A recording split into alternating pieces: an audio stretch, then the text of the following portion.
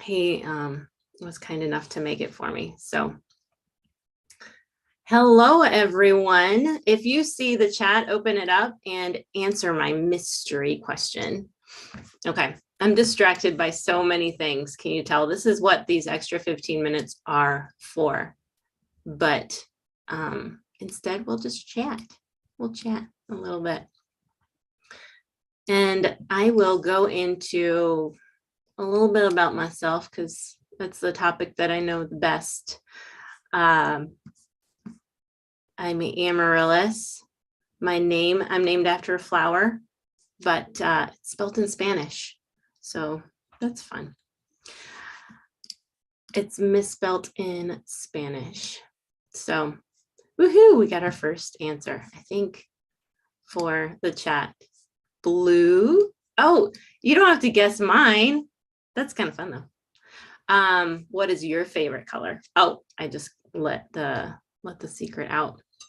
So if I were to talk about my favorite color, we actually had a little conflict about this just last week on spring break. We were in Florida, very fun, live in Minnesota. So Florida or anything south is really great, especially for this Puerto Rican girl. So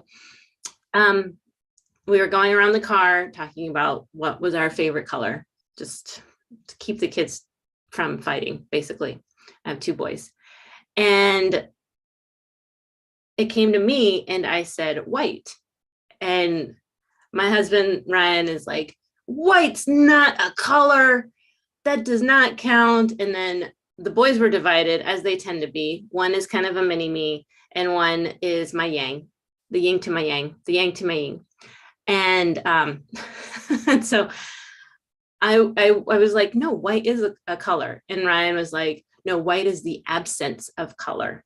I'm like, no, actually, white is a culmination of all the colors. And then he's like, no, it's black. Anyway, talking about print versus light, maybe.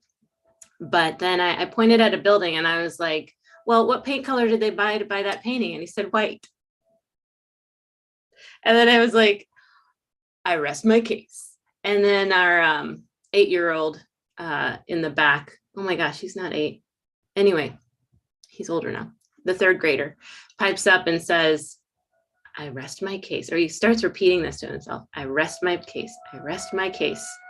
Because he's always looking for some jargon to throw in. He's like at that age.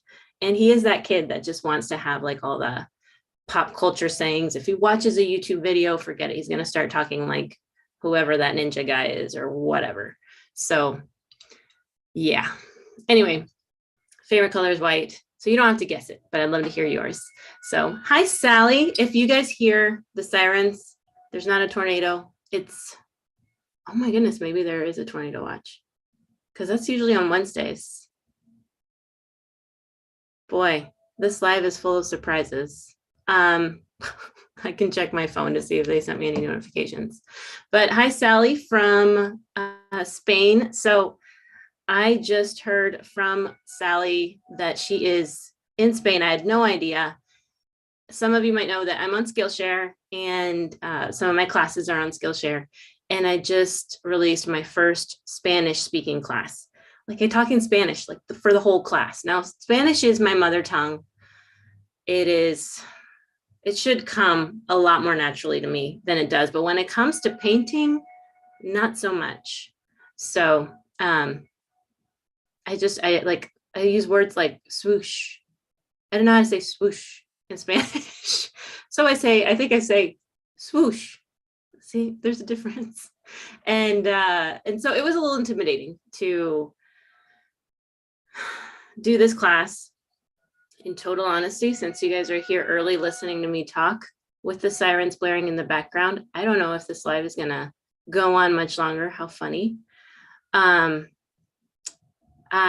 recorded the talking heads twice because a little bit of me and a little bit of the audio not sounding that great. So I'm all set now. I'm very reliant on the one microphone I got.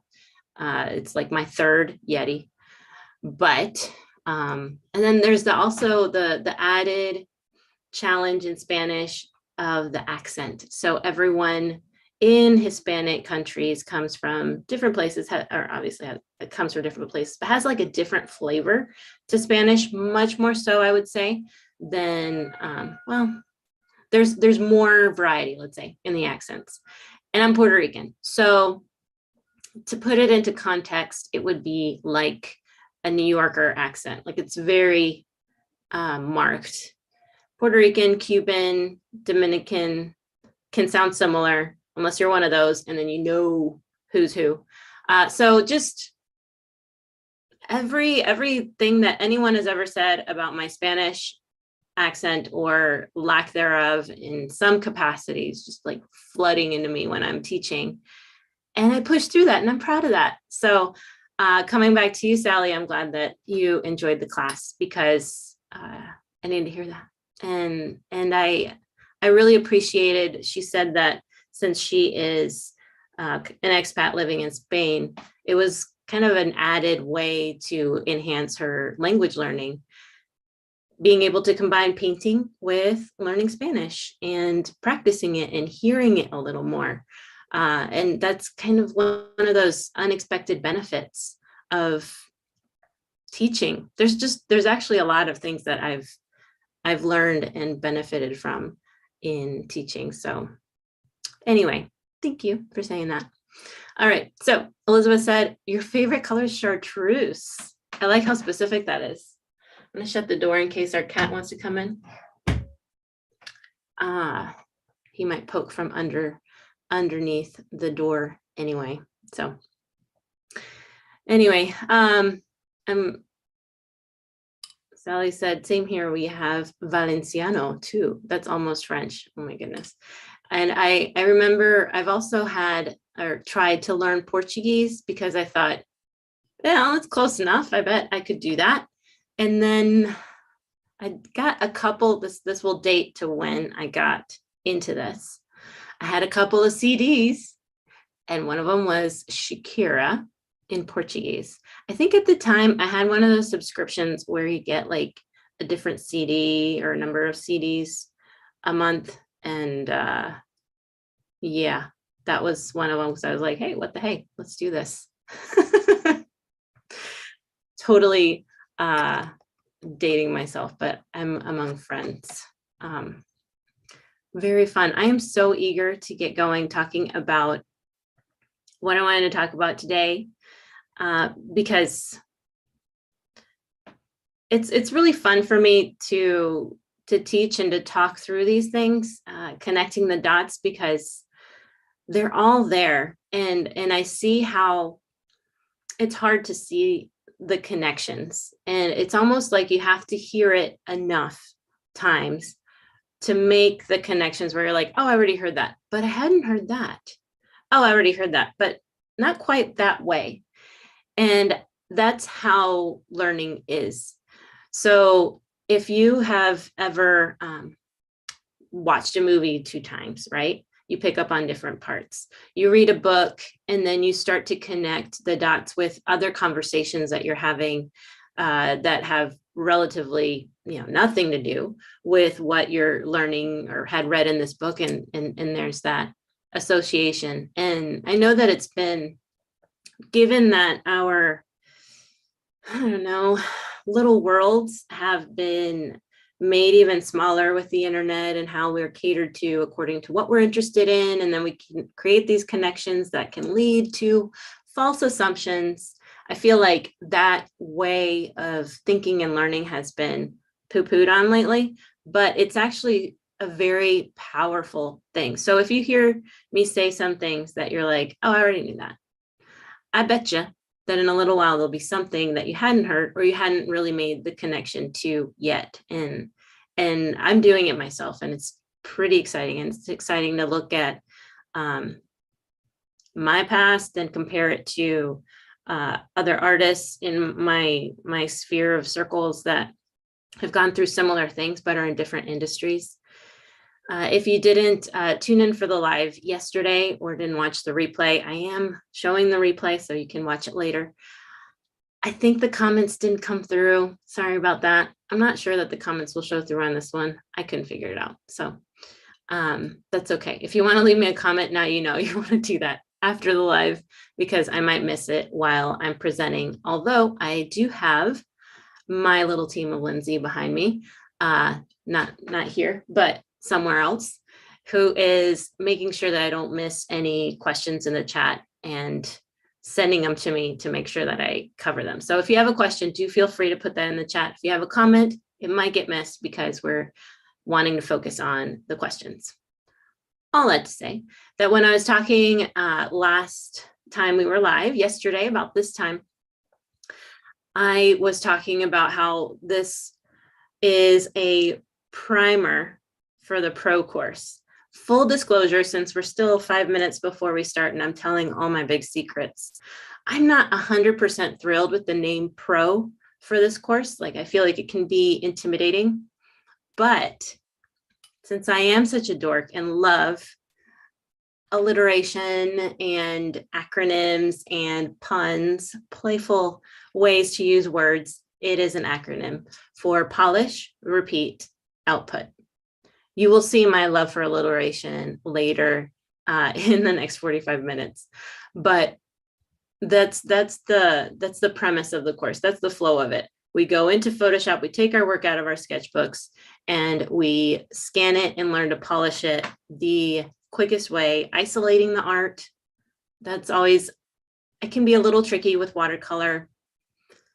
It was at one point for me. Now I kind of, I don't know, like I know how to do it faster, and I want you to be able to do it faster, because I think that the end goal is not to work faster to produce more. The end goal, at least in my mind, for this course and teaching you how to do these pro things, is so that you can get back to your art desk, because that's where we are happiest and that's where we are really doing some legit growth. So we polish it, we learn to repeat it in Photoshop. Again, a very fast technique, although, what is it called? Pattern preview will be shown within the course for those of you who are curious about it. It's not my main mode of pattern making. Neither is using math.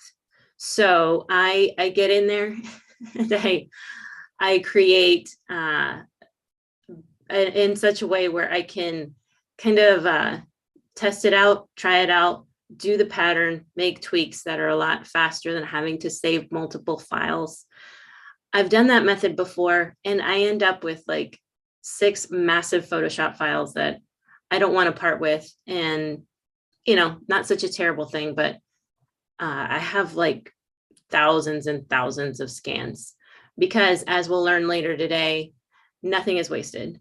We can use artwork, and it's pretty fun and amazing to see how the simplest of things can be made beautiful and useful in designs. And finally, O for output, because I want to open you up to all the ways that your art can go out. I think that whatever people you follow, or whoever you follow in whatever modes that they make their art go out into the world, can easily become the only way that you see your art going out. And it's fun to kind of step back and see a variety of ways to be what I call a commercial artist. It's kind of an old school term, but it's a nice blanket term. So, hi everyone. People are starting to come in. You guys missed the 15-minute pregame that I did not plan on. So I'm really curious to see how it'll start, how this video starts. Yeah, that's going to be fun. That's going to be fun for me because it's a surprise. So it's all good. Earlier, I asked what your favorite color is because I'm 9 years old and I care about these things. So I'm going to go ahead and get started and stop talking about my vacations and my color things. And I'm going to take one sip for a while here. Oh, that's sweet. Oh, that's too sweet. So again, I'm Amaryllis. Thankfully, you don't have to say that out loud right away if I am new to you. I'm excited to see you guys fill in the chat about where you're from and colors, and double points if you're like from Vermilion, Minnesota, which is actually like a place, which is a color and a place. That would be so cool. I've actually thought about that because I do like the color vermilion. I really do. It's like a red orange. I prefer it 9 times out of 10 over true orange. So cool. I wanted to give a really quick recap on what I talked about yesterday. If you were here, don't worry, it's not going to be really boring because I babble and say silly things without meaning to. So you got that to look forward to. All right, first up is the great challenge of sharing my screen.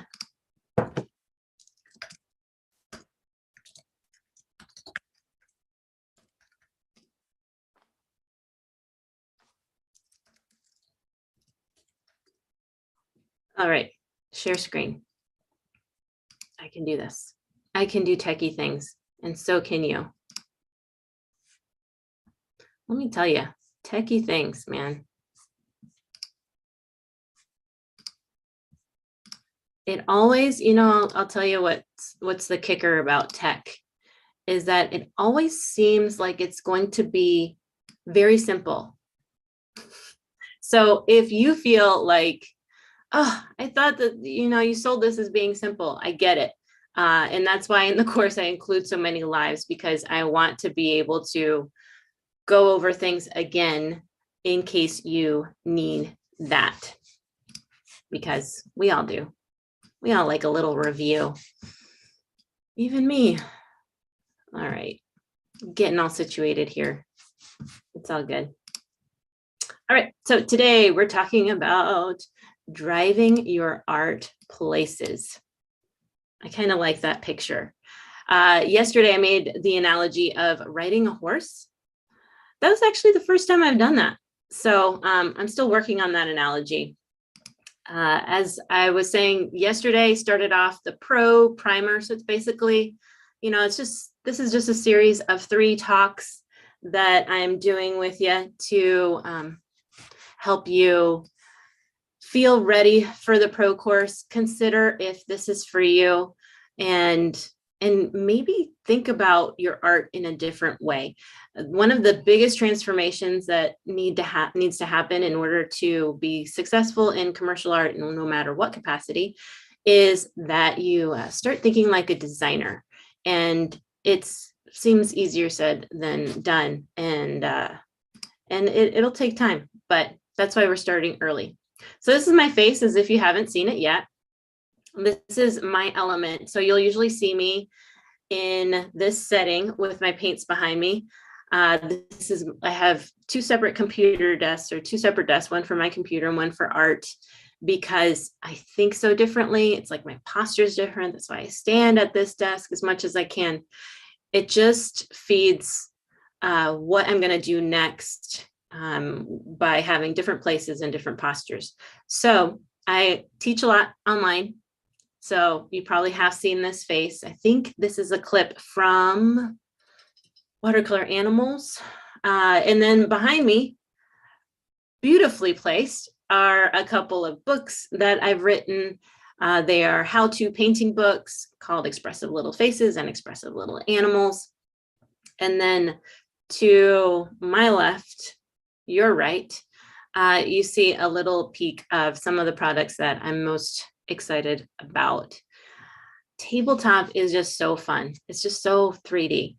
But all that to say that the silliest of watercolor ditties, there we go, ditties, that's what I wanted to say, can make some powerful work.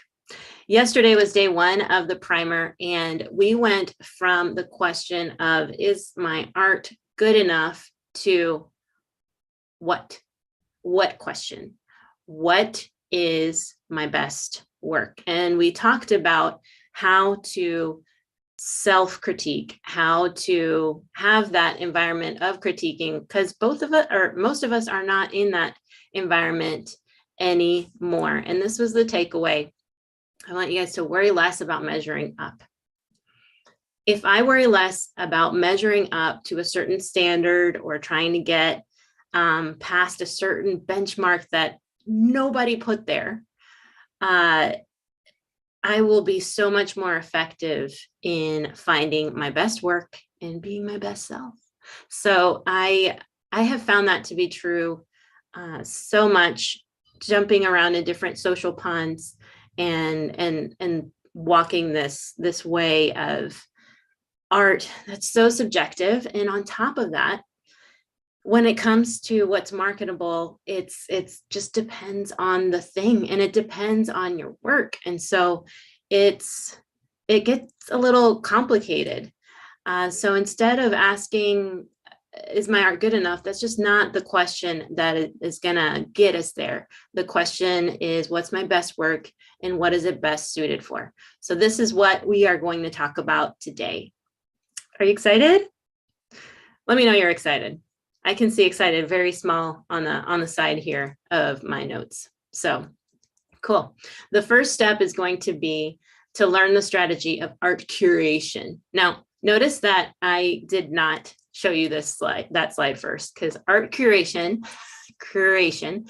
sounds a little intimidating, and it should be. I mean, it's an art form in and of itself, but you only have to become an expert at your own art. So that's a plus.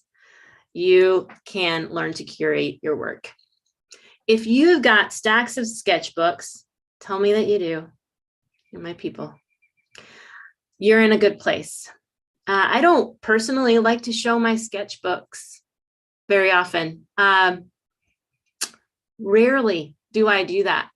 And it's not that I'm such a private person or my work is so personal, although there will be some things in there that are probably too personal. That is part of the answer.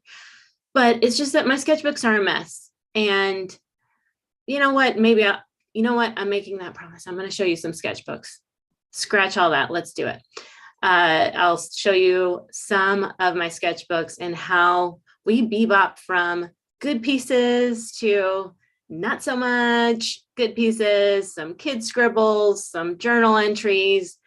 It's a mess. And if you have a stack of sketchbooks, you're doing it right.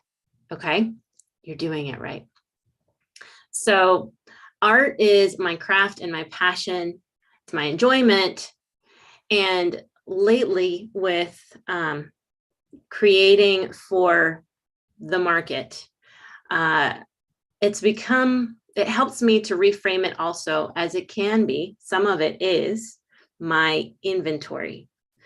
And I don't think that is a term that we hear enough. And it's something that I came to understand when I started doing trade shows. When I exhibited my art in trade shows, I realized that these are the products I have on my shelf, and it's my artwork. And people may use it for different purposes, but if I'm thinking of my art as my inventory, then I need to be able to curate and understand what my best inventory is. So just like scientists that need a lot of data to create the best conclusions, we need a lot of work to go through. And that doesn't mean that all the work is stunning. Disclaimer, this video shows one of my favorite drawers. I have lots of other flat files. Drawers behind me. This is my floral one. Easy for it to be pretty because, hello, florals are fun. And yet another drawer can be just as useful in creating or finding your best work and curating out of it. Don't feel that you need to be overflowing with art in order to do anything good, or in order to distill some good work. Today, I want to show you how. So what we tend to do with art is we look at each piece. And yesterday we were talking about creating our best work or finding our best work amongst our work. And we tend to judge it a little differently, then we need to be judging it. And so today I want to open your mind to thinking of your work, looking at your work through a different lens to see what is marketable, what of your work is marketable. And you'd be surprised, maybe you will be, of how simple it can be. Probably one of the most frustrating things about this industry, it can be frustrating, is that amazing doesn't equal marketable, and marketable doesn't equal amazing. They are two different things. So when you see a piece of art that is wow, it might not work so well on a product or out in the wild. Think of it with fine art painting, okay? I love Degas like anybody else, and I'll go look at his paintings. Is it going to be my wallpaper? Not so much. So a better question to ask would be, would you want this art to be on products? Because commercial art is not about making the cut. It's not even about best, great, or even good. It's just about what suits. So we need to start thinking like a product designer. Starry Night, another famous painting, works fairly well as a wallpaper because it's a scene, because it's got more of a monochromatic color scheme, et cetera, et cetera. So I want to start looking at, or I want you to start looking at your work and considering what would work well. And I'll show you a little more about that. And this sounds kind of silly, but something that has been incredibly beneficial, and you won't be able to do it in the next 45 minutes while we're on this live, it's snowing outside, is to go shopping. One of the places that I love to go shopping, I think this is the Mall of America, Minnesota. One of my favorite places to go shopping is TJ Maxx and Home Goods, because they have a variety of home decor type things, and those are the industries that I'm interested in. And so go to the stores that you would love to see your art in. When you go to the mall, you're going to find, or even within one of those stores that I just mentioned, you're going to find lots of industries. So there's going to be aisles and aisles of all these different things and different kinds of products. And I want you to pay attention to how you will see art on a keychain, on, yes, a mug and a pillow, but also on a spoon holder or spoon rest. You'll see it on party packaging. Like, have you thought about how those little, I don't know, candies you painted would look adorable on party supply? These are things that you don't see until you start looking. So I've tried to categorize these a little bit for you just to give you a starting ground, but there is a ton of overlap. I just want to keep it simple. But let's say if we're looking at your work, and I can't right now, but if we're looking at your work, if you're looking at your work, because you're learning to curate your own work, you could think your work is very cartoony, or it's very realistic. Maybe it's sophisticated. Maybe it's playful, somewhere in the middle. Maybe it's colorful, monochromatic, et cetera, et cetera. And I kind of clumped these very general. Again, if you've got some heat to send me, that's okay. I get it. These are not definite answers, but I want you to have a starting ground to say, you know, my work is kind of this way. So in the yellow section, I'm thinking fun and playful motifs work well there. Seasonal motifs work well there. In the light blue section, some of that gift, toy, it's still playful. It can be a little quirky, and it can gear towards a particular subculture, like people who are really into gaming, let's say in technology, are going to have different interests aesthetically than if you were creating, I don't know, a curtain, which is in that pink section. And in this area, we're thinking things that are more sophisticated, repeats that are more intricate, or they can be very simple, but there is still that level of sophistication. There's a vibe there. There's fewer characters. It can be realistic or very artistic. And in the bottom section, the blue, it really just depends on your client, because in this section, we're working business to business, and I wrote B2B to shortcut that. So we're looking at a specific customer need. Personally, I've done work in all of these areas, and I find the most interesting to be the bottom blue, because it doesn't start with me. I have to think for that client, and it's a fun little challenge. Although I do love me some home decor and some greeting cards. So this, in my experience, you may find that what's simple wins. If you look at this display of products that I threw on the floor and took a picture of, the motifs in here are fairly simple, but we do have some characters on the candy wrappers. We have some very loose paint splotches and some lettering. All of this to show you that what you might define as your best work, that's great, but it could actually be a lot easier than you're making it on yourself. You just need to position your art in your portfolio to make the simplest motifs swoon worthy. Okay. Look at these paint blobs. I'm pretty sure that you can do this. So as we're learning the strategy of art curation, I want you to think of yesterday when we were looking for your best work. Let's just hone in on one piece and start to think about the best supporting actors. I don't know about you, but when I watch an awards show, or even when I just watched a movie, I am most enthralled most of the time by the supporting actors. I like the kind of movie that has more about character development than crazy plot, advancements, because I'm looking at those subtle little facial expressions and the change in a person, and I'm showing that I'm a theater nerd from high school. Love it. But the supporting actors are often what will kind of captivate you, because they can do such a great job at selling the main protagonist. And so in this case, I'm talking about your main work, and now we're talking about adding in other pieces that can be amazing supporting actors. So how do we curate? Here come the C's. We can curate by creating constants, creating a correlation within your work, and context.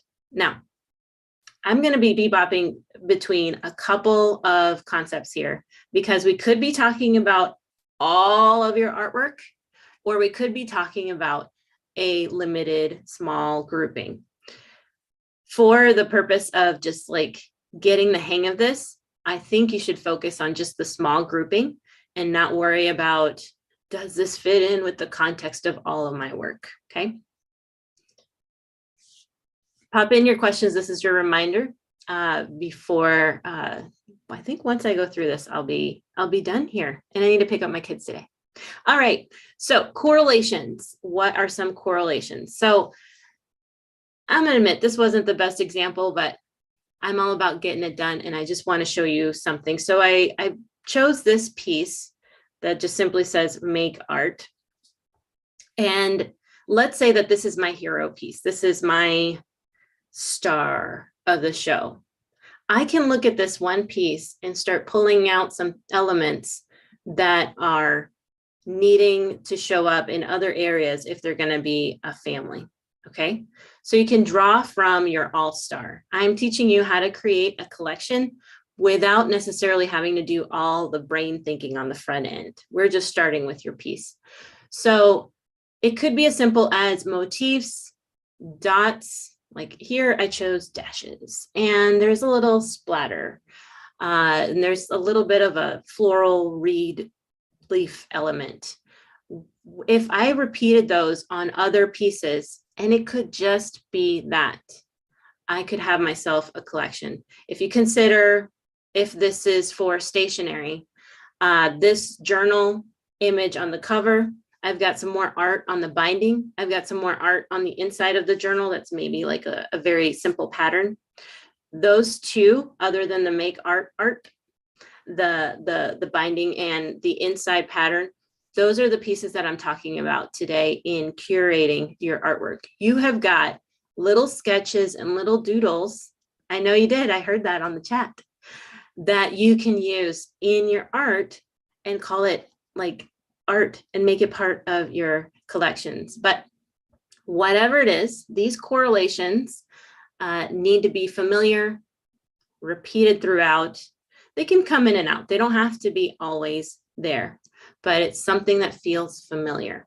Okay, so here's kind of a visual example of some pieces that could be used for these supporting actor parts in our big picture roles. And like I said, they often have my heart. You know, I don't know if you ever feel that that you put in so much love and effort into a piece, and you do love it, but then you create these little one-offs that you did because you just had a little extra time, and they end up being better. For those of you who are in my membership, we're going to come back to that thought because that has to do with flow. All right, moving on. The second thing to consider in curating your work and curating a collection would be constants. So that sounds a lot like correlations, but this is the difference. They are non-negotiable. So they are always present. These are trademarks. And if we're talking about all your body of work, it could be your style. If we're talking about just this small collection, it could be your colors. So in either way, you're creating harmony. And these are things that we're not going to fudge on. We're going to keep them consistent throughout the collection, the set of work. Here are, oh no, I didn't change that image, boo. But here are some ideas of constants. It would be colors. It could be, I always have florals. It could be, my style is this or that way. I know that those are big, lofty terms to throw out there, my style. But what are just a couple of words that you want somebody to describe your work with, or this little grouping with? Finally, context. So you might have heard this term collection a lot. I'm going to come back to it again, but it's really, the heart of it is just creating context. So you may already be creating context so far by just doing these first two steps of having those repeating motifs that are constant, of this like consistent design language. And then this design language that includes color and these things that you're already forming an idea about this piece. And you didn't even mean to. But if you want to push it further, consider creating a scene. So basically, it could be, we could be talking about creating context within your entire body of work or context within a collection. I've seen this a lot with, let's say, fabric collections. You can tell a story with a set of pieces. So maybe one piece has Santa and another piece has reindeer, right? But what about, and these are repeated motifs, right? Santa has reindeer in the main one. Then we do one with just the reindeer. How about we do one with a scene or something that tells a story, or snow? So this is kind of like the reaching out and putting your arms, this piece or this family of context is just reaching out and hugging your initial forerunner piece that we were talking about yesterday. So remember that your supporting actors can be very simple. If you look at number 2, there's 3 pieces there. There are 3 patterns there. I bet you could see it. There may be even more patterns there. They can be placement art. So if you're thinking about doing, let's say, greeting cards, it is still a good idea to create kind of consecutively, because you're going to get better at that initial design. Sometimes we fall in love so much with our hero number one piece that we're just like, whew, that was awesome, put it away. I speak from experience that I like to create and then move on, and then create and move on. And when it comes to making my art marketable and makes sense to anybody who might buy it to put it on their stuff, I have to tell a story. And it doesn't necessarily have to be a story, but I have to paint a picture. I have to create a scene like a movie set. I didn't plan that. So the point of today is to worry less about whether each piece is good and discern what works. We talked about the variety of products and the places that your art can live. It's diverse. If you go into different stores in a mall, you're going to have different music on. It's going to have different scents going on, different people coming in and out. Each one of those stores is representing just a little picture of how big the market is as far as what kind of art it demands. So we first looked at the products and how you can look at your work and let your work guide you. I very much want you to get out of your head and just look at what you're creating and let that steer you, because that's already where you're at. And if we follow that piece, or that piece that we want to move forward, the other things will fall into place. Then we'll find our supporting actors, we'll create our collections, and we'll know where we want this puppy to go. So I think we are doing a great job moving away from the idea of, I don't know if I'm good enough, to you can totally do this. Because if you can do blobs, you can do this beautiful pattern. You just have to learn the skill and curate it, position it well, pitch it so that other people get it too.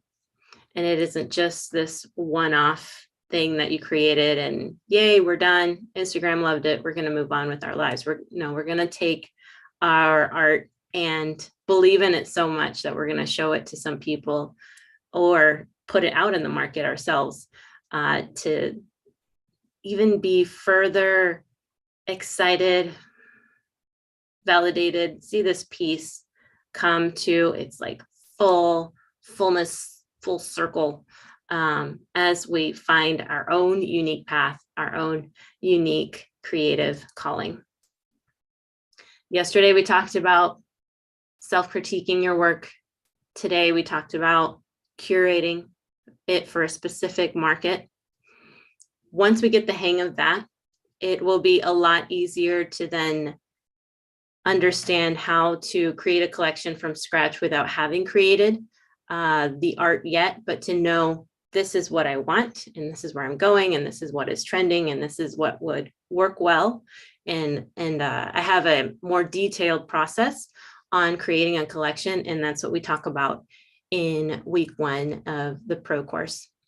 So that's it today for the Pro Primer, to tell you about what's coming tomorrow. We're going to take our eyes off of our art for a second and get to the heart of the matter, which is ourselves. So you have what you need to know to look at your work. And if you want to join the Pro course, you're going to know what to bring, what pieces you want to start working on. But tomorrow, I think it might be the most important part of the puzzle, and that is yourself. There are some things that we need to stop doing that are just like, they're weights. Okay, so if we stop doing, like, this would just all be so much easier. And that's what I want to talk about tomorrow. I also want to talk about whether, you can ask if you have any questions about that. If you feel ready, what are the things that need to be in place to really take advantage of the course and take your next step, whatever that may be. You should be seeing my face now. If you have any questions about what I just talked about, or comments, that's totally cool. I have 15 minutes to chat with you, and I'm so happy to. I really appreciate that you guys came. For those of you who haven't heard me say this, I'm doing a lot of new things this month. I did my first new Spanish class and my first consecutive lives. Like, this is the first time that you guys see second day here, because you know, I usually, if I ever go live, I space it out a little bit, not usually one after another.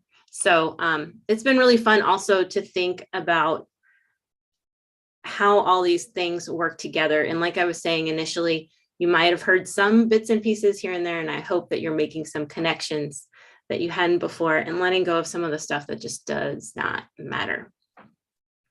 All right, I do have a question from Sally. Do you wait for or only chase a company to show these pieces or collections? Or do you go out and just get something made up to start to sell locally, maybe to see if it resonates, or use POD maybe? This is like, where do you start?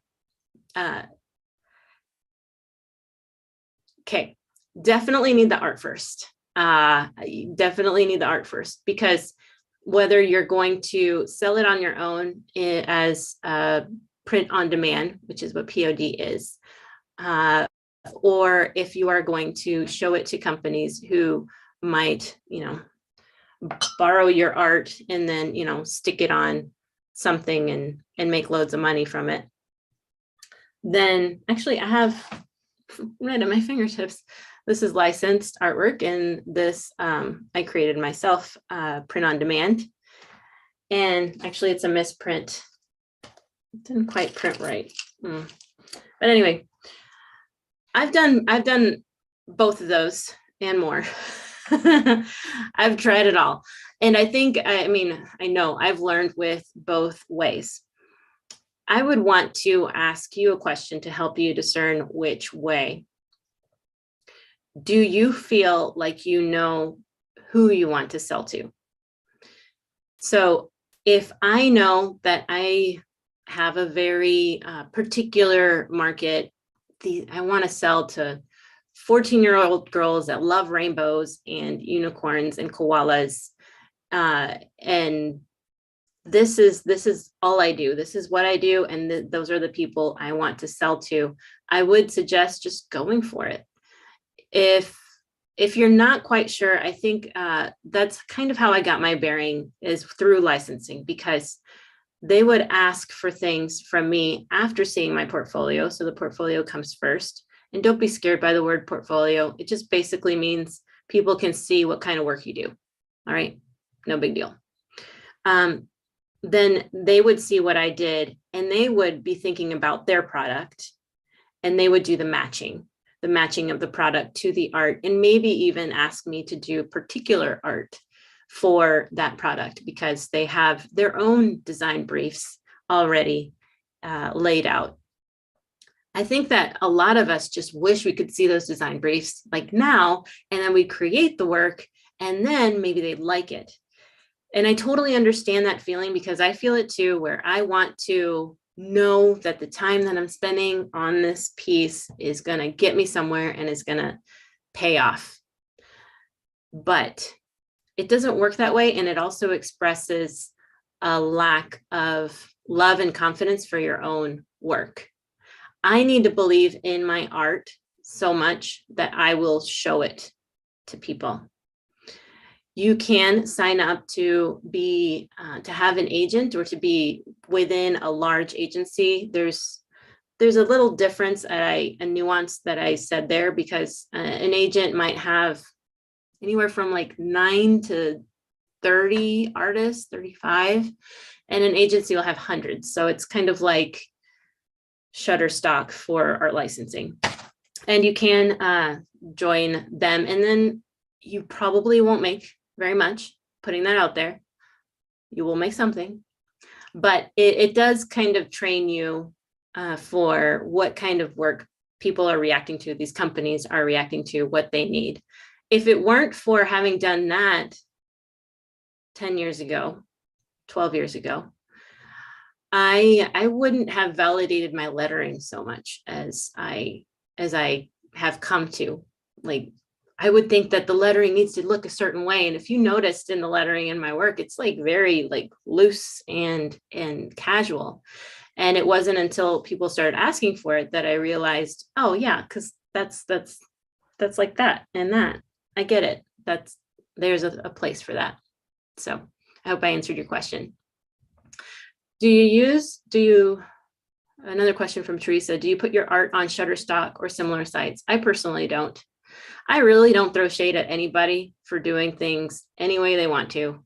The proof is in the pudding. So I think that a lot of times we have to dabble into trying different things to know our way. I will say that, there are pitfalls to all of the ways. And particularly with Shutterstock, it would be you're more exposed. People can rip you off.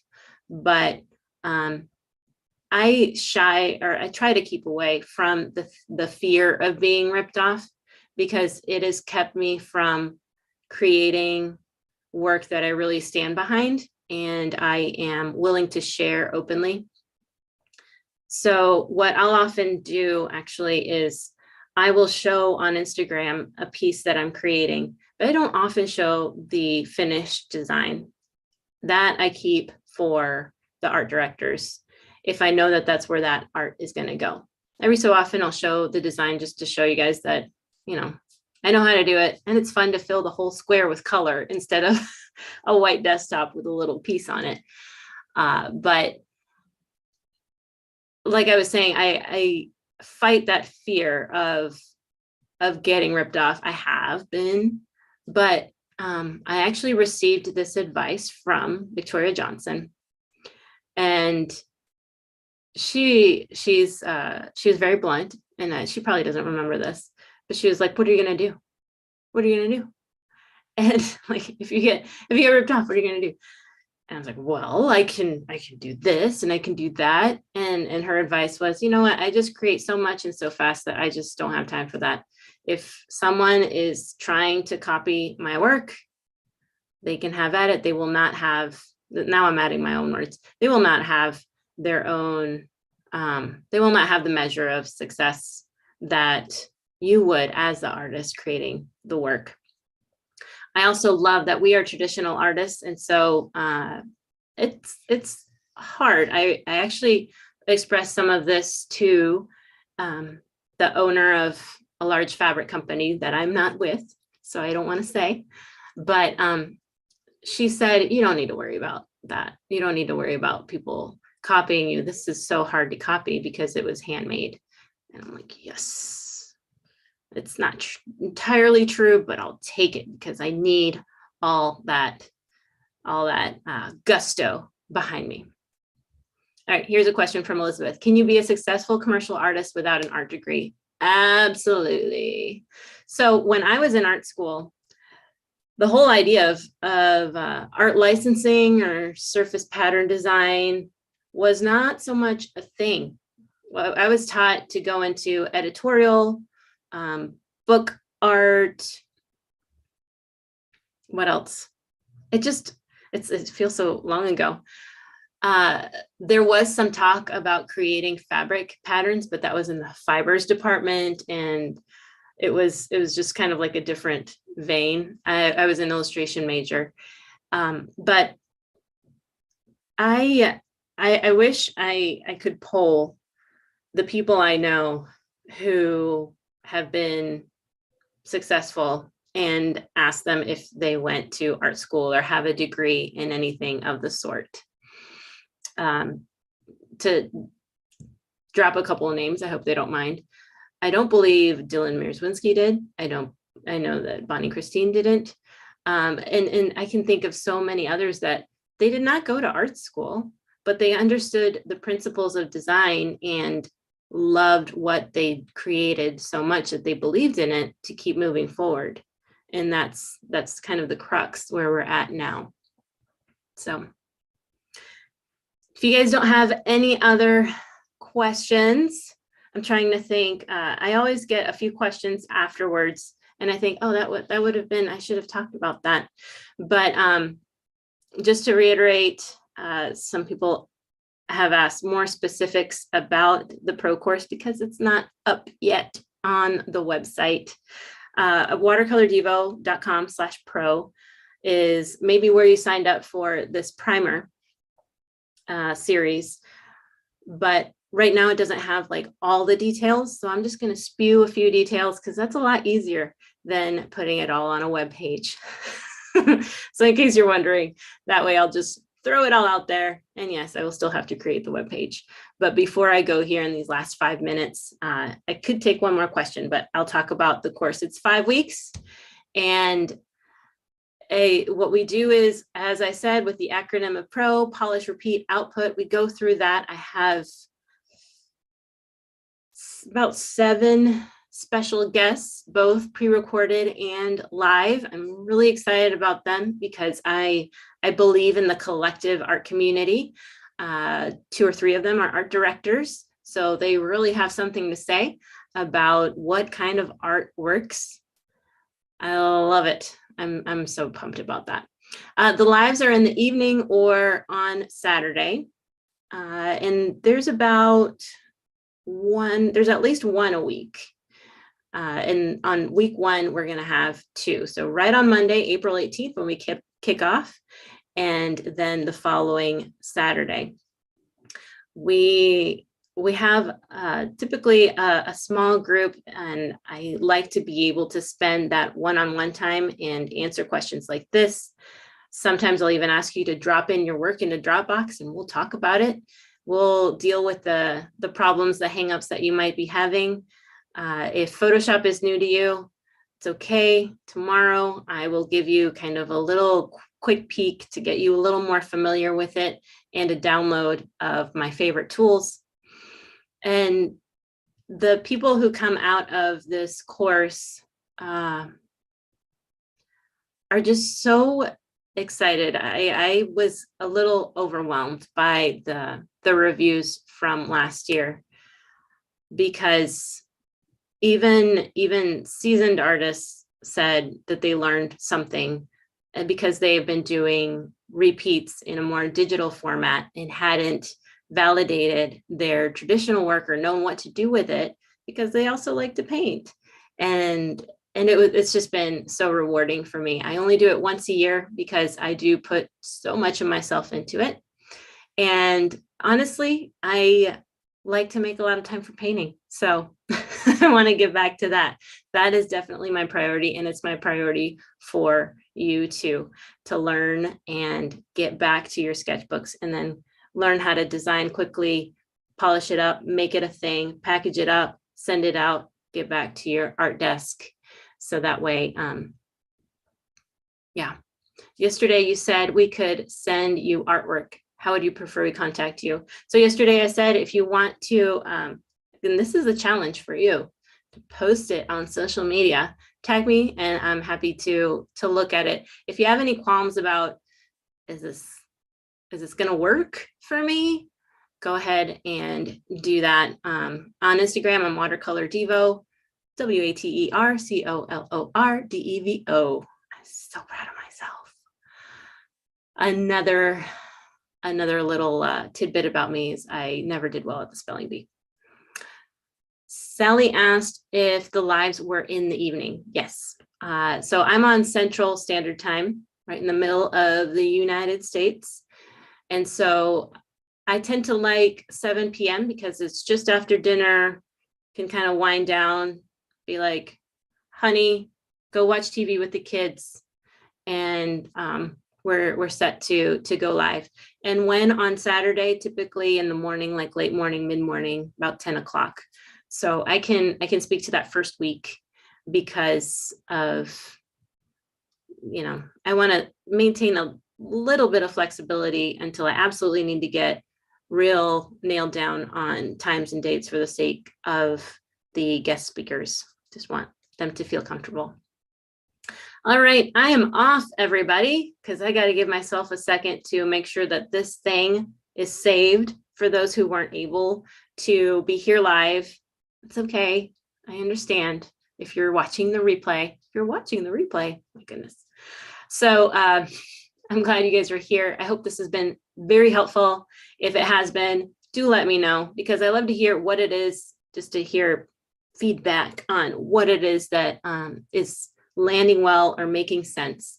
Like I said, tomorrow we'll talk about learning the skill of becoming a competent creative. I think that's something that we all want to do, is stand up in our artsy work and be like, yes, I am an artist. I am a creative entrepreneur, and I know what I'm talking about, at least as it pertains to my work. So we'll talk about that and some of the hangups, some of the things that we can just not do anymore and be okay.